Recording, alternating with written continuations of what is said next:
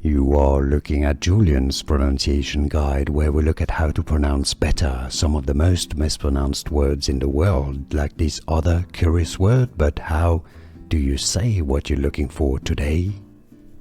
Let's learn how to pronounce this name of Hebrew origin, but that's the Spanish version of the name from Hebrew called Ephraim, a biblical character, Ephraim.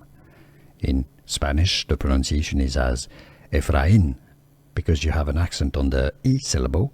Well, it's where the stress goes on the IN syllable. Efraín. How to pronounce in English, Efraín.